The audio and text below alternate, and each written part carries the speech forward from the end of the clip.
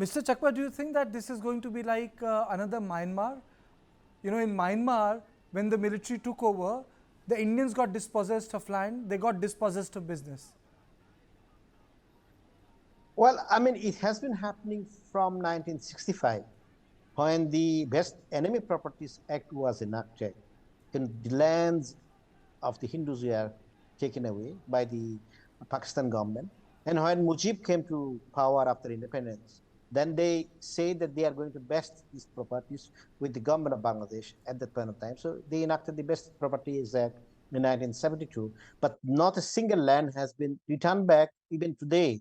So the Hindus are being persecuted not only from today, from 1965, just the way they were dispossessed and thrown out from Myanmar, and that remains a reality. And the problem which I see is the current government has lots of shortcomings on its own. It doesn't have the mandate, being a caretaker government, to carry out reform which it is proposing. And if it remains in power at a certain point of time, I am quite sure that the BNP and the Jamaat-e-Islami, once this honeymoon with the students' movement which they have, when it gets over, then they will be asking to deliver. And this government cannot deliver because there's absolute anarchy. All the factories are closed, the government factories. 19 key pharmaceutical institutions are closed. There is even problem of medical supply. So this anarchy is continuing all over the place. So but do you feel that this is an attempt, because ultimately it's your organization that have taken this issue up. Do you think it is an attempt on part of the government of the day in Bangladesh to remove Hindus from important administrative positions? Joint secretary is not a small position. It's an important administrative position. It's like, who runs the ministry? Joint secretary, It's joint secretary. It's joint secretary. No, I mean, it is a pointed order. This is an order to cleanse anybody whom they suspect to be in any manner close to India or may have any kind of links with the people in India.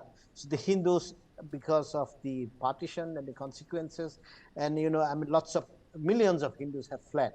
So this is basically identifying the people who are under suspicion, and once they have identified, they will basically be put into watch list, and they will not only be denied of taking decision making, but they will not only be denied positions in the key ministries and decision making, but they will be actually put on the list. So, I mean, that's why they're collecting it. There is no other purpose of collecting this information at the senior level. So it's very clear. They do not want any Hindu to be at the level of joint secretary. And once they identify, they will be removed from wherever they are at this point of time, because Yunus had made it very clear that the Hindus support the Awami League. That's why they're being attacked. So therefore, you want to cleanse anybody who is connected with the Awami League. And if you look at the statement of Tariq Jia yesterday, he made it very clear. The Awami League shall not be allowed to participate in the so-called unity building in Bangladesh. It's Awami League minus. So this is basically a reflection of the same policy which the political parties have, and reflection of the policy which Yunus has.